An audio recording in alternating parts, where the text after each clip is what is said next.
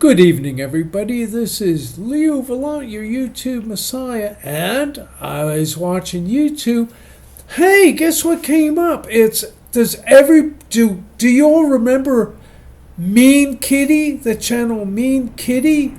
It goes way back to when YouTube first started, before they knew that cat videos would take over the world. That cat videos are more powerful than porn.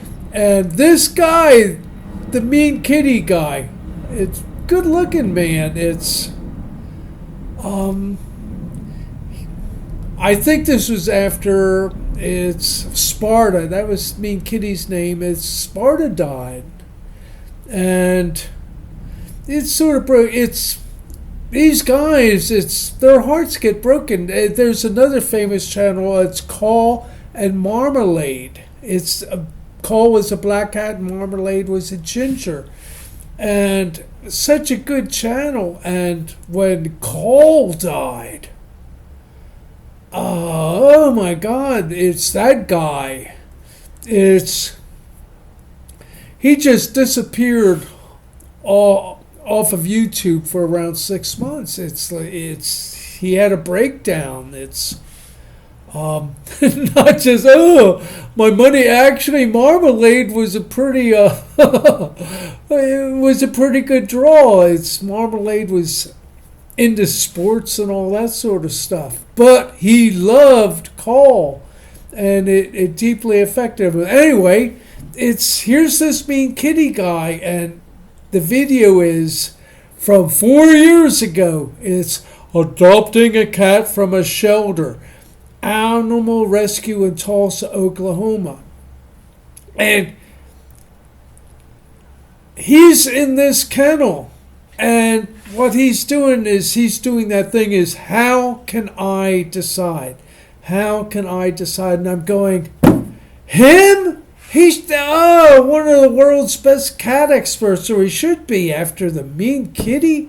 This guy was a feline expert, right? Well, but he's under a lot of stress now. It's all these cats, and he's thinking it's up to him. Well, yeah, but trick, you let the cat pick you. It happened to me. I came to this island over 20 years ago, and the first thing I did was,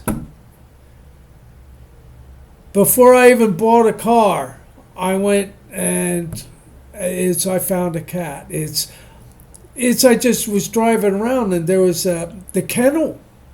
And so I pulled in, and all the cats were asleep. But there was this calico. It was a declawed 4-year-old cat, and I had wanted a kitten. I did not want this cat, but all the other cats were sleeping, and this thing was at the front of its cage, and it was yelling at me. It was yelling at me to take it home, and I went, no, I'm not going to let you pressure me like this. And so, I just went.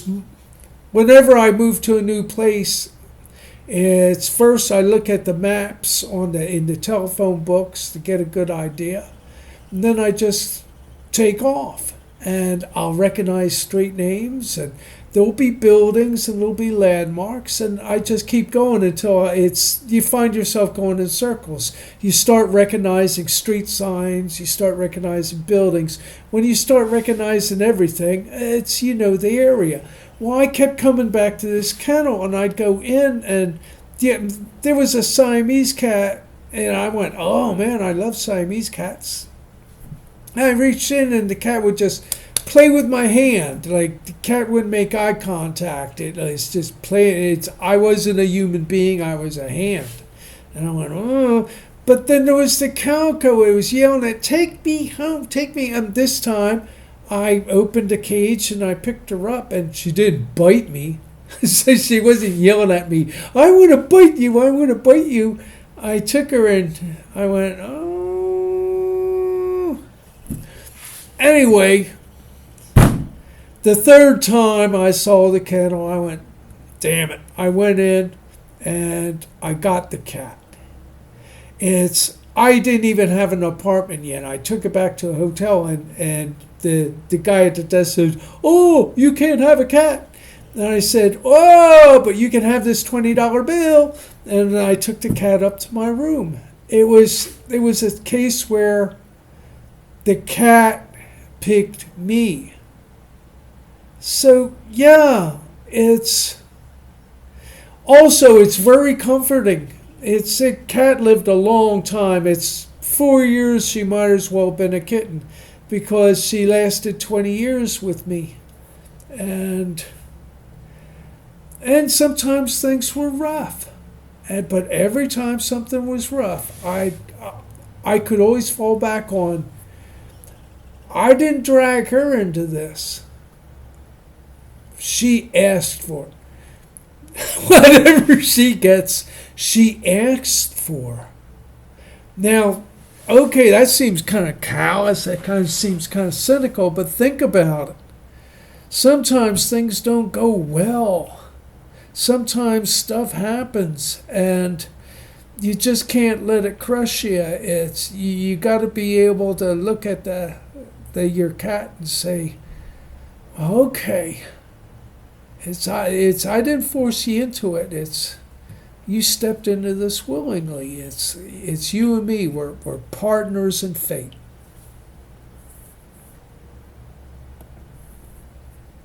But yes, partners in fate. Thank you, everybody.